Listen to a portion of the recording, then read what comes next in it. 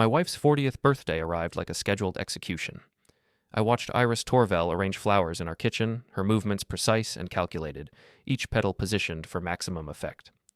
She'd invited half the town to witness what she called her milestone moment. What she really meant was her performance. "Rick, do you think people will notice I'm getting older?" Iris asked, catching her reflection in the chrome refrigerator door. Her auburn hair fell in perfect waves, professionally styled that morning.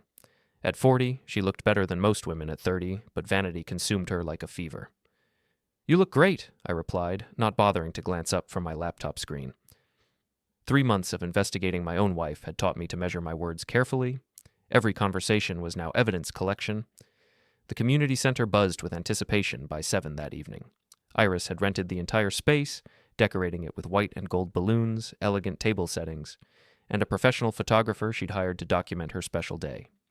The guest list read like a small-town directory: neighbors, co-workers, gym buddies, and various hangers-on who orbited around Iris's manufactured charm. I stood near the bar, nursing a whiskey and watching the social theater unfold. Melanie Kramer, Iris's best friend and enabler, fluttered around in a dress 2 sizes too small, gossiping with anyone who'd listen. Lisa Marrow, our neighbor and Iris's unofficial spy, snapped photos with her phone while pretending to be my friend. Dave Garrison, Iris's boss at the marketing firm, lingered near the gift table with the desperate look of a man harboring unrequited feelings. Then Zane Marinor walked in. 25 years old, built like a magazine cover, and carrying himself with the arrogant swagger of someone who'd never faced real consequences. He wore a fitted black shirt that showcased his gym-sculpted physique and smiled at Iris with the kind of familiarity that made my stomach turn. Not because I still loved her, that had withered months ago, but because of the sheer audacity of it all. "Ladies and gentlemen," Iris called out, tapping her champagne glass with a silver spoon. The room quieted, all eyes turning toward the birthday girl. She stood beneath a spotlight, radiant and perfectly composed, ready to deliver her prepared speech. "Thank you all for being here tonight," she began, her voice carrying that practiced vulnerability she'd perfected over the years. "Turning 40 feels significant. I've been thinking a lot about visibility lately, about feeling seen and appreciated. Sometimes in a long marriage, you start to feel invisible, like you're fading away, becoming background noise in your own life." The crowd murmured sympathetically. Several women nodded knowingly. I watched Zane's face, noting how his jaw tightened slightly, how his eyes never left Iris's face. Even Dave Garrison looked moved by her performance.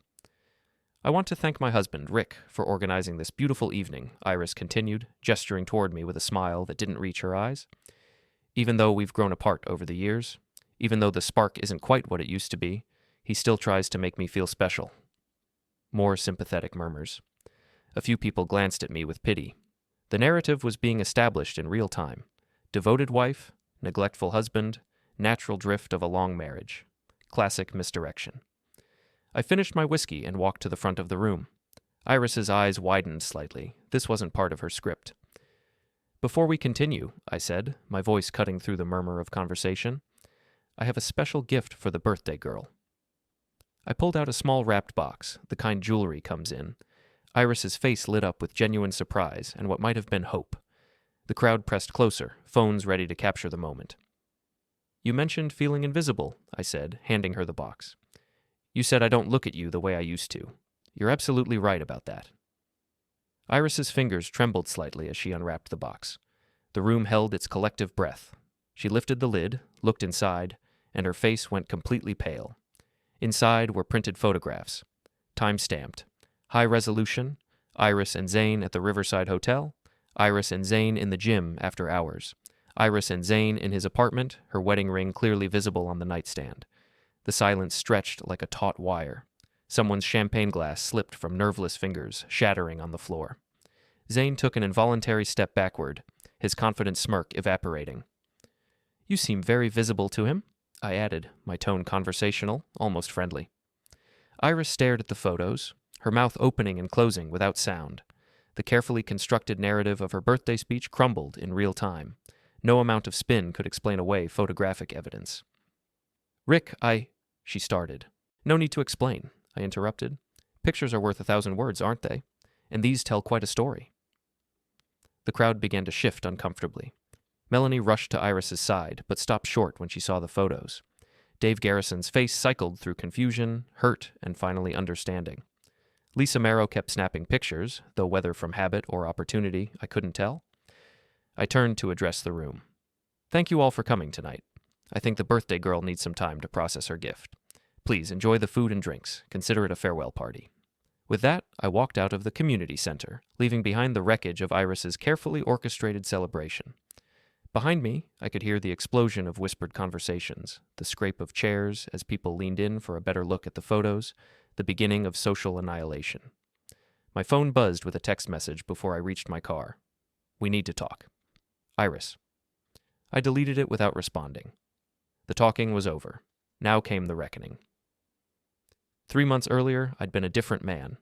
Trusting, if not exactly happy, comfortable in the routine of a 15-year marriage, even as it grew stale around the edges.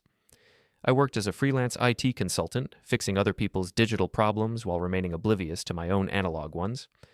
The first crack in my willful ignorance came on a Tuesday morning in March. Iris had left her laptop open on the kitchen counter, signed into her email account.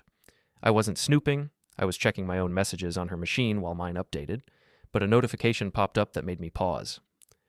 Can't wait for our session this afternoon. Innocent enough. Iris had recently started working with a personal trainer, part of her new fitness obsession. But something about the tone bothered me. The casual intimacy, the anticipation. I told myself I was being paranoid. Iris had always been friendly with service providers, hairdressers, mechanics, trainers. She collected people like souvenirs, enjoying the attention and validation they provided. But the message nagged at me throughout the day. That evening, Iris came home glowing with post-workout endorphins, her cheeks flushed and her eyes bright. She'd been working out for 2 months, but this was different. This was the look of someone who'd discovered something intoxicating. "How was your training session?" I asked casually. "Amazing," she replied, a little too quickly. "Zane really pushes me. I'm seeing results I never thought possible." Zane, the mysterious Z from the email. Over the following weeks, I began paying attention to details I'd previously ignored. Iris's schedule became increasingly erratic. Training sessions ran late. She started showering at the gym instead of at home. Her phone, once carelessly left on counters and tables, became a permanent fixture in her hand. The journalist in me, I'd spent 10 years at the local paper before freelancing, recognized the pattern. I'd covered enough affairs and divorces to know the signs. The question wasn't whether Iris was cheating. The question was what I planned to do about it. I could have confronted her directly, demanded explanations, suggested counseling, but something cold and calculating had awakened in me, something that wanted proof before action. Maybe it was professional habit, maybe it was self-preservation, or maybe I just wanted to watch her lie to my face, knowing I held the truth. The investigation began with technology. Iris and I shared a family phone plan, which gave me access to call logs and text message metadata. I couldn't read the content, but I could see frequency, timing, and duration. The pattern was unmistakable. Multiple daily exchanges with a number I didn't recognize, often lasting well into the night. Next came the financial trail. Credit card statements revealed charges at restaurants I'd never been to, hotels in nearby towns, and a lingerie boutique Iris had never mentioned. The dates correlated perfectly with her extended training sessions. The digital evidence came easiest of all. Iris had always been careless with technology, using the same passwords for multiple accounts and never bothering to secure her devices properly. Her cloud storage automatically backed up photos from her phone, including ones she probably thought she'd deleted. Her calendar synced across all her devices, revealing appointments marked only with initials and locations. I spent evenings in my home office assembling a timeline that read like a case file. March 15th, first contact with Zane Marinor, age 25, personal trainer at Elite Fitness Center. March 22nd, first extended session lasting 3 hours. March 28th, first hotel charge. April 3rd, first lingerie purchase. The pattern accelerated through April and May. What had started as professional sessions became personal meetings, coffee dates, lunch appointments, afternoon workouts that lasted until evening. Iris grew bolder, or perhaps more careless, as the affair progressed. I could have stopped there. I had enough evidence to confront her, to demand explanations, to file for divorce if it came to that. But something in me wanted more. I wanted to understand the scope of the betrayal.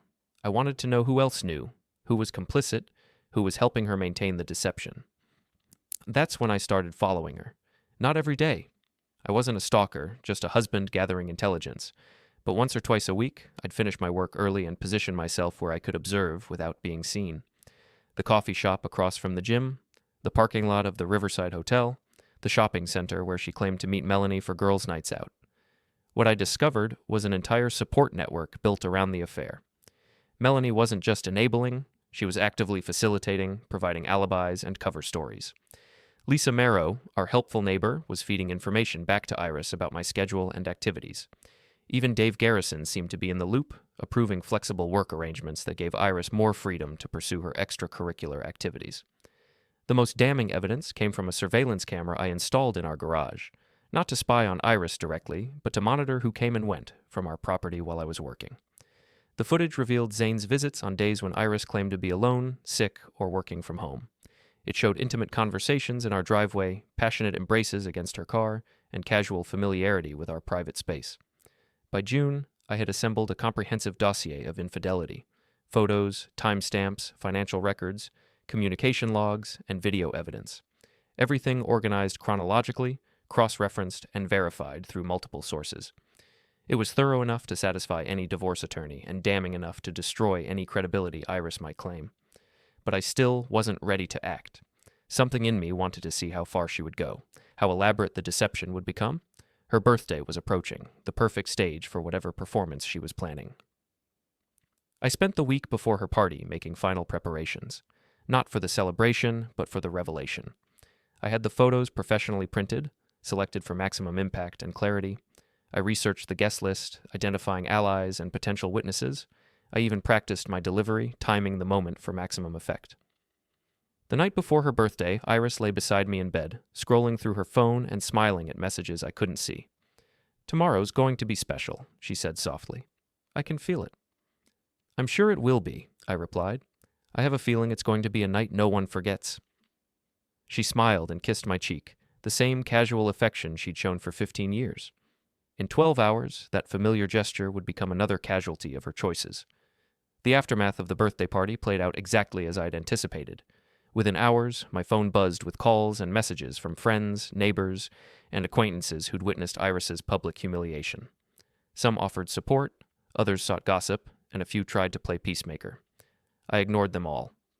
Iris, meanwhile, had retreated to Melanie's house, where she was presumably crafting damage control strategies and planning her counterattack. I knew her well enough to predict the narrative she'd construct: temporary insanity, midlife crisis, manipulative younger man, neglectful husband who'd driven her to seek comfort elsewhere. She'd position herself as the victim of circumstances rather than the architect of betrayal. But I wasn't finished.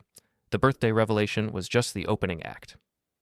Monday morning, I drove to Elite Fitness Center, where Zane worked. The gym occupied a converted warehouse on the industrial side of town, all exposed brick and gleaming equipment, designed to attract clients who valued aesthetics over substance. I'd never set foot inside before, but I'd studied the layout through their website and social media posts. I found Zane in the free weights section, working with a client who looked like she'd stepped off a magazine cover. He moved with practiced confidence, demonstrating proper form while maintaining the kind of eye contact that suggested his services extended beyond fitness instruction. When he spotted me approaching, his expression shifted from professional charm to wary recognition. "We need to talk," I said, loud enough for nearby clients to hear. Zane excused himself from his client and led me toward the gym's office area, clearly hoping to contain whatever scene I might create. His confidence was already cracking. The cocky swagger from the party had been replaced by nervous energy. "Look, man, I'm sorry about," he started. "No, you're not," I interrupted. "You're sorry you got caught. There's a difference." The office area was separated from the main gym by glass walls, providing the illusion of privacy while keeping everything visible. Perfect for my purposes. "What do you want?" Zane asked, crossing his arms in a pose that was probably meant to look intimidating but came across as defensive. "I want to understand the timeline," I said, pulling out my phone. "See, I've been doing some research. Turns out you've been running this same play for a while. Married clients seem to be your specialty." His face went pale. "I don't know what you're talking about." "Jennifer Walsh, divorced last year, cited adultery. Patricia Manning, separated from her husband of 12 years. Sandra Chen, currently in marriage counseling."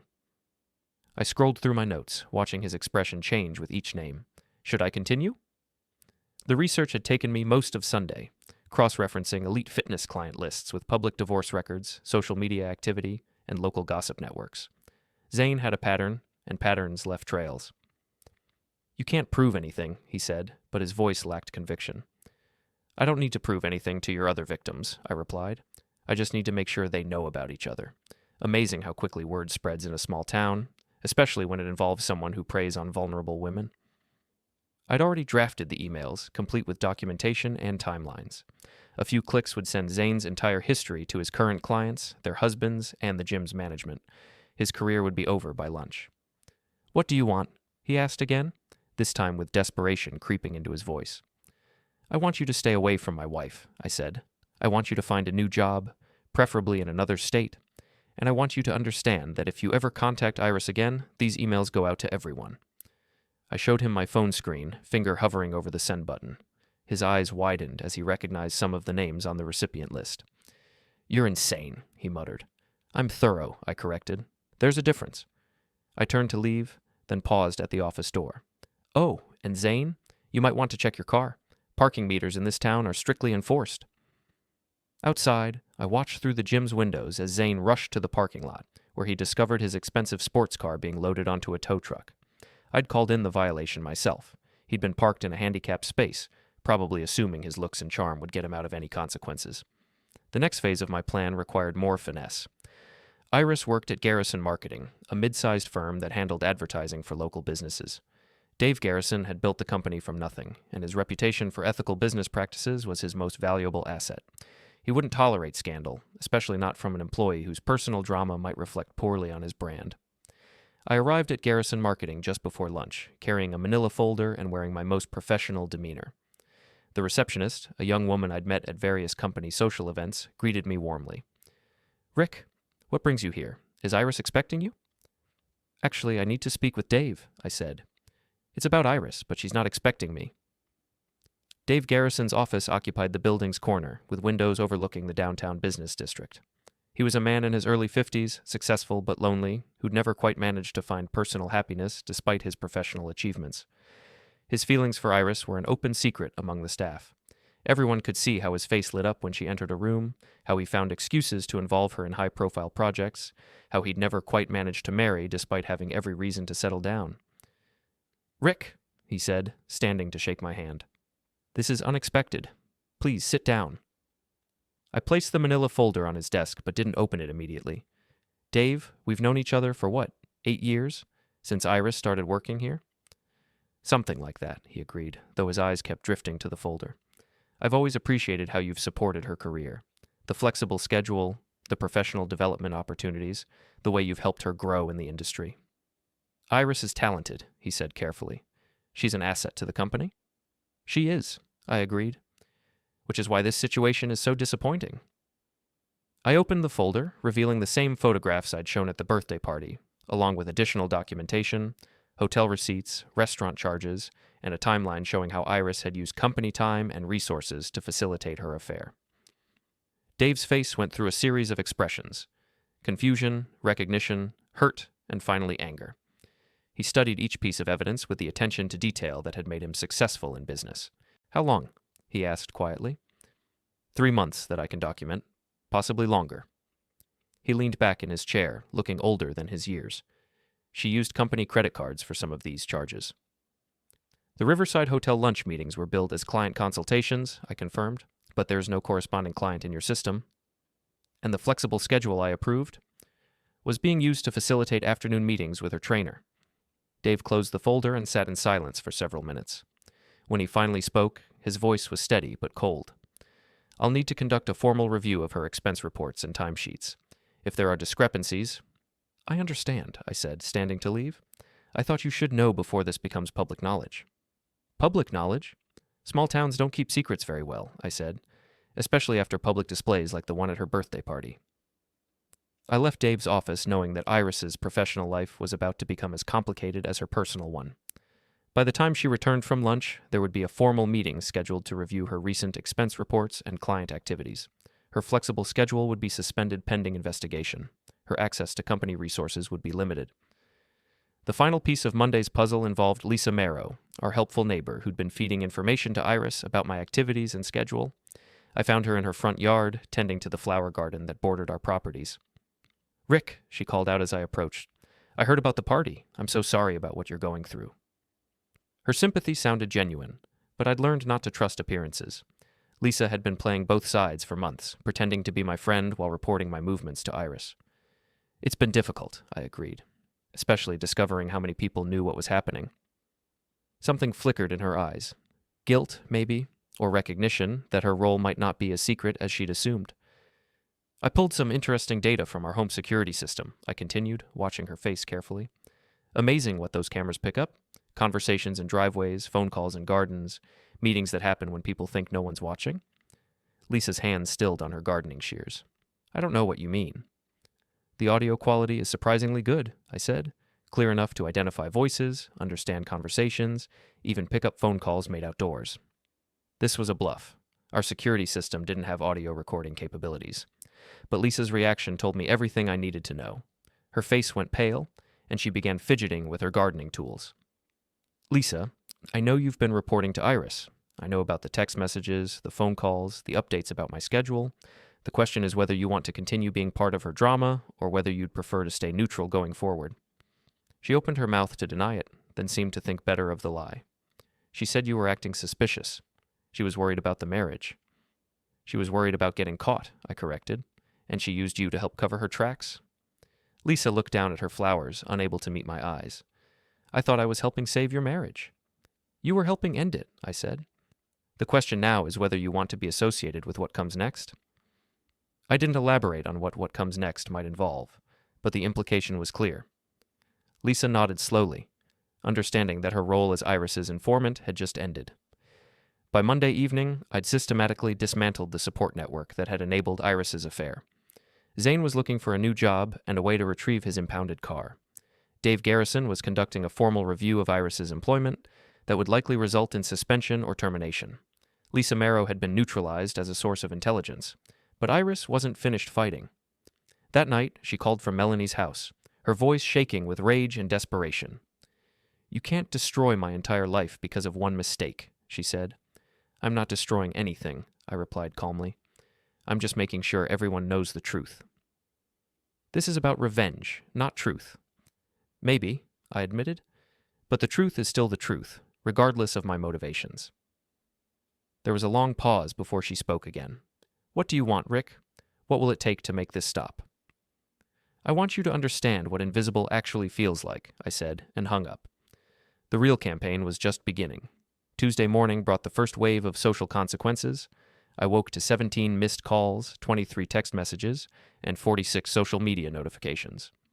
Word had spread through our small town's gossip network with the efficiency of a virus, mutating and amplifying with each retelling. The coffee shop on Main Street became ground zero for speculation. I stopped by for my usual morning routine, knowing I'd encounter the town's informal information brokers.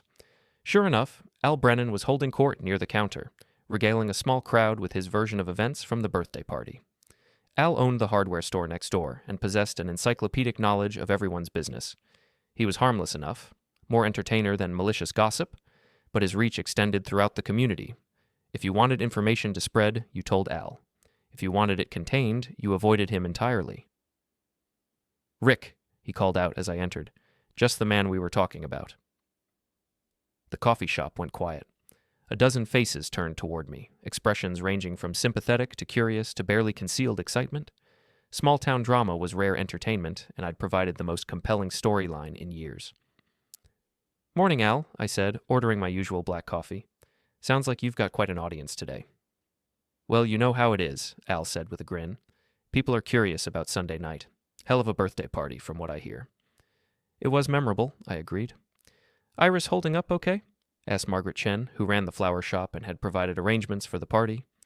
Her concern seemed genuine, but I could see the hunger for details behind her sympathetic expression. You'd have to ask her, I said. I assume she's staying with Melanie for now. This was news to most of the crowd. Murmurs rippled through the coffee shop as people processed the implications. Separation was serious. It suggested the birthday revelation wasn't just dramatic flair, it was the end of something. That young trainer of hers, Al continued, clearly enjoying his role as narrator. Zane something. Word is he's been making quite an impression on the ladies at that fancy gym.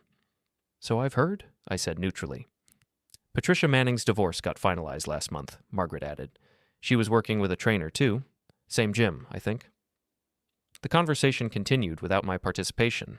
I'd planted the seed, now I could watch it grow. By the time I left the coffee shop, the story had evolved beyond Sunday's events to include speculation about Zane's other clients, questions about how long the affair had been going on, and theories about whether Iris would keep her job. My next stop was the bank, where I had an appointment with Janet Morrison, the branch manager who'd handled our accounts for over a decade. Janet was professional and discreet, but she was also a realist who understood that marriages sometimes ended messily. I need to make some changes to our joint accounts, I explained, settling into the chair across from her desk.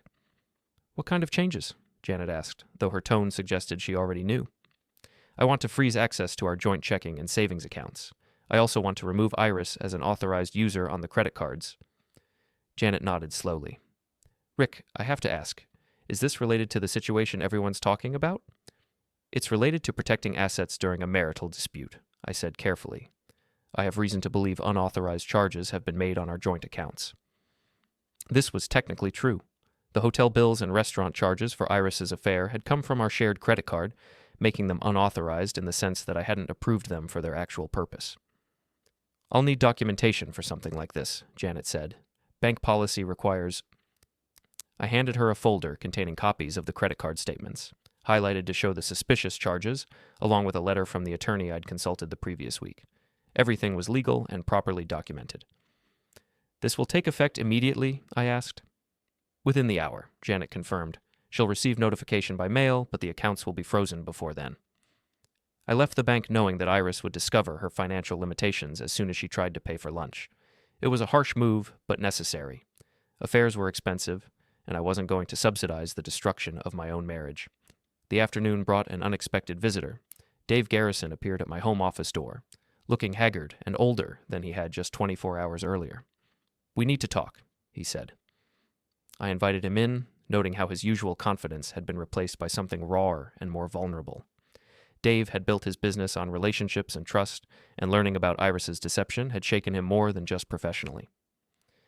I reviewed her expense reports, he said without preamble. 3 months of fraudulent charges, client meetings that never happened, flexible schedule abused for personal activities. If she wasn't... He trailed off, unable to finish the sentence. If she wasn't involved with you? I suggested. Dave's face reddened. It wasn't like that. We never... But you wanted to, I said. It wasn't a question. He slumped in the chair, looking defeated. For years. I thought maybe after her marriage ran its course naturally. I thought I was being patient, respectful. Turns out I was just being naive. She used your feelings, I said, the same way she used everyone else. I have to terminate her employment, Dave said. The board would demand it if they knew about the expense fraud. But more than that, I can't look at her the same way. Everything I thought I knew about her character was carefully constructed, I finished. Iris is very good at being what people want her to be. Dave left shortly after, carrying the weight of disillusionment that comes from discovering someone you trusted was playing a completely different game. I felt sorry for him, but not sorry enough to soften the consequences of Iris's choices. Evening brought the phone call I'd been expecting. Iris calling from Melanie's house, her voice tight with panic and rage. You froze our accounts, she said without preamble. I protected our assets, I corrected. There's a difference. I can't access any of our money. I can't pay for anything. I can't even buy groceries. You should have thought about that before using our joint credit card to pay for hotel rooms with your trainer. Silence stretched between us. When she spoke again, her voice was smaller, more desperate. Dave fired me today. Dave terminated your employment due to expense fraud, I said. That's between you and him? This is insane, Rick. You're destroying everything over one mistake. I'm not destroying anything, I repeated. I'm just making sure everyone sees the situation clearly. What do you want? She asked, and I could hear tears in her voice. What will it take to stop this? It was the same question she'd asked the night before, but now it carried more weight. She was beginning to understand the scope of consequences, the way individual actions rippled outward to affect every aspect of her carefully constructed life. I want you to experience what invisible actually means, I said. I want you to understand what it feels like when the people you counted on stop being available, when the support systems you took for granted disappear, when the narrative you've been telling yourself gets replaced by the truth. And then what? She asked. After you've humiliated me completely, destroyed my career, isolated me from everyone? Then what? Then you'll know what the last 3 months felt like for me, I said, and ended the call. But I wasn't finished. The social destruction was only beginning to accelerate. By Wednesday morning, the story had reached the broader community. Iris's affair was being discussed in grocery store checkout lines, at school pickup zones, and in the break rooms of local businesses. The details grew more salacious with each telling, but the core narrative remained consistent. Respected local woman caught cheating with much younger man. Husband exposes affair at public birthday party. The gym where Zane worked became a focal point of speculation. I'd heard through Al's network that several clients had canceled their memberships, unwilling to be associated with the scandal. Zane himself had called in sick for 2 consecutive days, presumably trying to figure out his next move. Thursday brought news that Melanie's husband had asked her to stop providing sanctuary for Iris. The strain of housing someone at the center of a community scandal was affecting his business relationships and social standing. Iris was running out of allies, running out of places to hide, running out of people willing to absorb the collateral damage of her choices. By Friday, she was staying at a budget motel on the highway outside town, paying cash for a room that cost more per week than our mortgage payment. Her support network had collapsed. Her employment was terminated. Her access to financial resources was limited to whatever cash she'd managed to save before the accounts were frozen. But I still wasn't satisfied. The public humiliation was satisfying, but it felt incomplete. Iris had spent 3 months constructing an elaborate deception involving multiple people in her betrayal, using shared resources to fund her affair, and planning to continue indefinitely if she hadn't been caught. The reckoning needed to be as thorough as the betrayal had been, and I was just getting started. Saturday morning arrived with the kind of crisp clarity that made everything seem possible. I'd spent the week systematically dismantling Iris's life, but the final act required more precision than destruction. It required theater. I drove to the budget motel where Iris had been staying, a grim establishment that catered to long-haul truckers and people avoiding questions. Her car sat in the parking lot, unwashed and showing signs of neglect that would have horrified the woman who'd once spent hours detailing every surface. I knocked on her door. When it opened, I barely recognized the woman standing before me. Iris looked haggard, her usually perfect hair unwashed and pulled back carelessly. She wore sweatpants and an oversized t-shirt, clothes I'd never seen her in public before.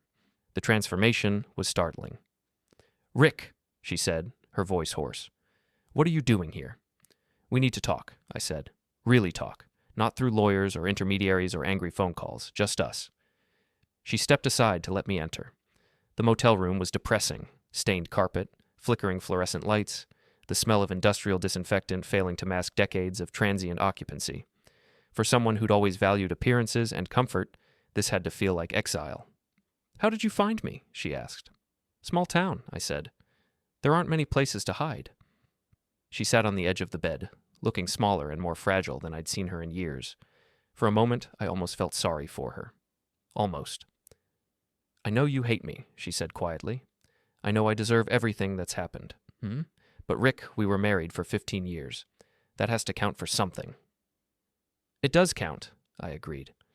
"It counts as 15 years of trust that you threw away for 3 months with a 25-year-old trainer." "It wasn't supposed to happen," she said, tears starting to flow. "It just evolved.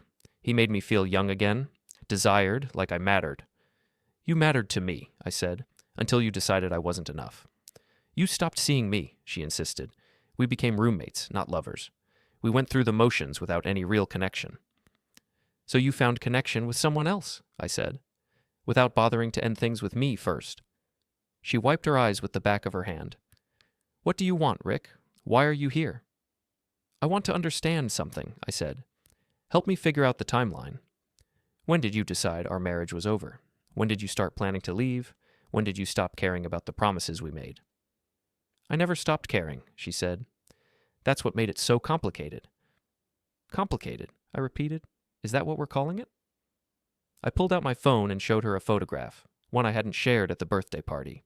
It showed her and Zane in our own bedroom, in our own bed, on a Tuesday afternoon when I'd been working across town. Her face went white. "How did you—" "Security cameras," I said. "Motion activated, cloud stored, timestamp verified. You brought him into our home, Iris, into our bed, while I was working to pay for the house, the car, the lifestyle you enjoyed." She stared at the photo, unable to speak. "That's when I knew it wasn't just an affair," I continued. "Affairs are about opportunity and attraction. This was about replacement. You weren't just cheating on me. You were auditioning my successor." It wasn't like that, she whispered. Then explain it to me, I said. Explain how bringing another man into our bedroom was about feeling invisible. Explain how using our joint credit card to pay for hotel rooms was about being neglected. Explain how lying to my face for 3 months was about saving our marriage. She couldn't explain it, because there was no explanation that would justify the scope of betrayal. We sat in silence for several minutes, the weight of 15 years and 3 months pressing down on us like a physical force. What happens now? She finally asked. Now you disappear, I said. Completely. You leave town, you start over somewhere else, and you never contact me again. Rick, I can't just... You can, I interrupted. You're about to become very motivated to start fresh. I pulled out a manila envelope and placed it on the motel room's small table. Inside are copies of every piece of evidence I've collected. Photos, financial records, communication logs, video footage, everything. Her eyes widened. What are you going to do with that? That depends on you, I said. If you disappear quietly, the envelope stays sealed. If you try to come back, if you try to contact me, if you cause any more drama in my life or anyone else's, these materials get distributed to everyone we know, social media, local newspaper, your professional network, your family, everyone. You're blackmailing me, she said. I'm offering you a choice, I corrected. You can leave with some dignity intact, or you can stay and lose even that.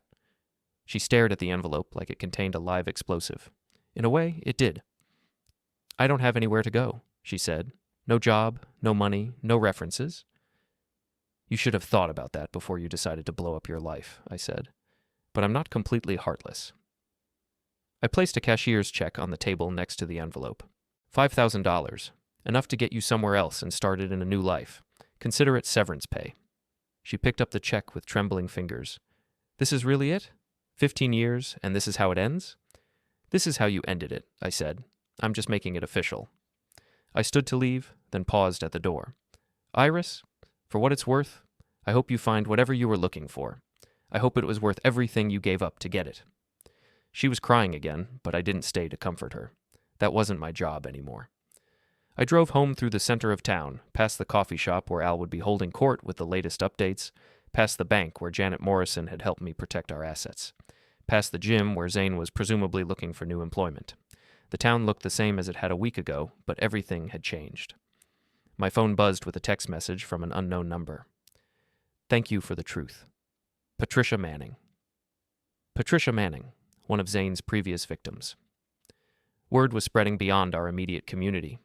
Other women were coming forward, sharing their own stories of manipulation and betrayal. The pattern I'd uncovered was becoming public knowledge. Another message arrived, this one from Dave Garrison. Heard Iris is leaving town, probably for the best. Thanks for helping me see clearly. By evening, 3 more messages had arrived from women who'd been involved with Zane, thanking me for exposing his pattern of behavior. I hadn't intended to become a crusader for wronged spouses, but the evidence I'd gathered was helping other people understand their own situations more clearly. Sunday morning brought one final phone call, Iris calling from a number I didn't recognize. I'm leaving, she said without preamble. Driving south. I don't know where I'll end up, but I won't be back. Good, I said. Rick, I need you to know. I never meant for it to happen this way. I never wanted to hurt you. But you did hurt me, I said. Intentionally and repeatedly and without regard for consequences. The fact that you didn't mean to get caught doesn't change what you did. I know, she said quietly. I know I can't undo any of it. But I want you to know that I loved you. Maybe not the way I should have. Maybe not enough to stop me from making terrible choices. But I did love you. Past tense, I noted. Past tense, she agreed. The line went quiet. I could hear traffic in the background, the sound of a highway carrying her away from the wreckage of her old life toward whatever came next. Goodbye, Iris, I said. Goodbye, Rick. The call ended. I deleted her number from my phone, erased her contact information from my email, and removed her photos from my social media accounts. The systematic elimination of 15 years of shared history took less than an hour. Monday morning, I returned to my regular routine. Coffee at the Main Street shop, where Al greeted me with curiosity about Iris's departure. Work in my home office, where the silence felt different now, not empty, but peaceful. Lunch at the diner downtown, where Margaret Chen mentioned that Elite Fitness had closed permanently, unable to recover from the scandal. The town moved on with the efficient brutality of small communities. New gossip replaced old gossip. Fresh drama eclipsed last week's entertainment. Within a month, Iris's name rarely came up in conversation, and when it did, it was as a cautionary tale rather than current events. I never heard from her again. The envelope of evidence remained sealed in my desk drawer, a nuclear option that never needed to be deployed. The cashier's check was never cashed. I assume she found other resources or other people willing to help her start over. 6 months later, I received divorce papers in the mail. Iris had filed from somewhere in Florida, requesting nothing beyond legal dissolution of the marriage. I signed them without contest and mailed them back the same day. The house felt different without her presence, but not lonely. I'd discovered that solitude and isolation were different things entirely. Solitude was chosen, isolation was imposed. I'd spent 3 months feeling isolated while living with someone who'd already left the marriage emotionally. Now I was alone by choice, and the distinction mattered. I never remarried. I never felt the need to. The marriage had taught me valuable lessons about trust, about paying attention to details, about the difference between being loved and being useful. I applied those lessons to other relationships, other situations, other challenges. Sometimes, late at night, I wondered what had happened to Iris. Whether she'd found happiness in her new life, whether she'd learned anything from the experience, whether she ever thought about the 15 years she'd thrown away for 3 months of excitement. But mostly, I didn't think about her at all. She'd wanted to feel invisible in our marriage, and she'd succeeded in becoming invisible in my life. The symmetry felt appropriate. The story ended exactly where it began, with consequences. Actions had results. Choices had prices. Betrayal had costs that extended far beyond the immediate moment of revelation. I'd learned that revenge wasn't about inflicting pain. It was about restoring balance. Iris had disrupted the equilibrium of our shared life, and my response had been to reestablish stability by removing the source of chaos. The birthday party had been her performance. Everything that followed had been mine, and unlike her show, mine had achieved its intended purpose. She'd wanted to feel visible. In the end,